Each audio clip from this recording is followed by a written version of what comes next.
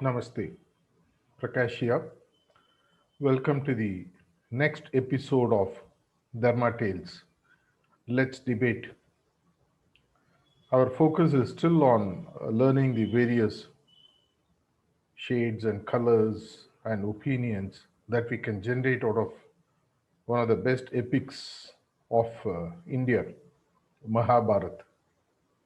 We're again going to go back into the story of Karna, the last moments of his death, what it really teaches us, even at the time of death, what it really means, what we can learn from it, how we can work upon ourselves from some of the learnings that come from this. Karna is in the deathbed. As many of you might know, he is known also as Dhanavir Karna, a person who can keep giving and giving and giving with absolutely no limits whatsoever. His ability to give is best exemplified by one simple story. Once Duryodhan was having a conversation with the Lord Krishna, and he is a little bit upset that even Lord Krishna does not recognize the ability of Duryodhan to give, and that he considers Karna to be much superior to him.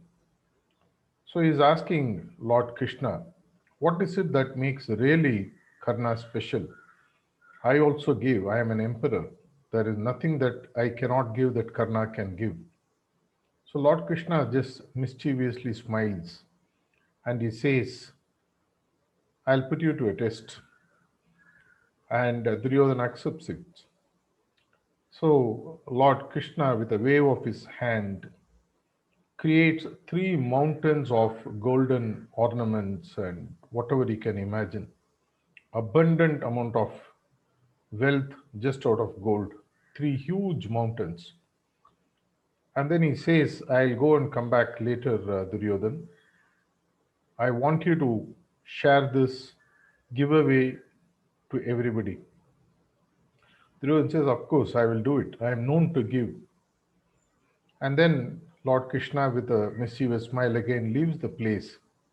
He comes back after 6 months, and Duryodhan is really crying. And he tells Lord Krishna, what a job you have given to me. Look at these mountains. Even after 6 months, not even an inch is reduced. I am still giving and giving and giving. Lord Krishna says, now I'll give the job to Karna and let's see what he does out of it. And then he calls upon Karna without telling what had happened prior to that.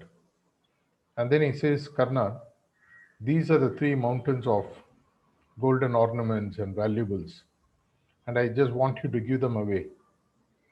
He says, of course, Lord Krishna, I'll do it. And then he says, please wait here itself. Lord Krishna says, I'll go and come. He says, no need, just wait. Duryodhan also waits to see. And there are three people who just come there on the way. And Karna calls them and says that mountain one is for you, mountain two is for you, and mountain three is for you. And in less than 10 seconds, he has given away all the three mountains of gold, which Duryodhan couldn't even clear 1 inch after 6 months of giving. And then Lord Krishna turns towards Duryodhan and then gives him a smile. Do you understand what I meant? And then Duryodhan bows his head down and says, I now understand what it really means to give. And this, in fact, exactly becomes a big bottleneck at the time of Karna's death. His soul just doesn't live because he has done so much of good that the balancing of karma doesn't happen for the soul to find its way out of the body. As he is struggling in his deathbed, Lord Krishna considers his position and then thinks of how to relieve him of this so that the soul can leave the body and go up. So he just takes the form of a very poor Brahmin, disguises himself in such a way that Karna will not be able to find out who it is. And then he goes near Karna, who is in the deathbed, And then he says, "O king, I come here to beg of you." Karna is so happy, even at the time of death, so much of pain, so much of anguish, and all that which is happening, blood oozing all over. He says, "O Brahmin, please tell me what is that I can give you." And then the Brahmin, Lord Krishna, looks around. He says, "It looks that you cannot give me anything worthwhile at all." And Karna really bemoans the fact that he can't give anything of value. But he says, "Brahmin, my entire teeth is made of gold. If it is all right with you, I'll give the teeth of gold to you." And then he takes a stone, breaks all the teeth, and then takes it in his hand and gives it to the Brahmin, who is none other than Lord Krishna himself. And Lord Krishna looks at him and then says, "I'm angry with you. How can you disrespect a Brahmin of my repute by giving me something which is soaked in blood?" And then Karna literally takes it to heart and then apologizes to the Brahmin. He just says, "Give me just 1 minute." And even in the dying moments, he takes his bow, shoots an arrow, creates a Varnastra, sends it to the sky, and it starts pouring. And with that rainwater which pours down, he clears the teeth, the golden teeth, and then very humbly holds the teeth to Lord Krishna. And then he says, "Will you please accept this now?"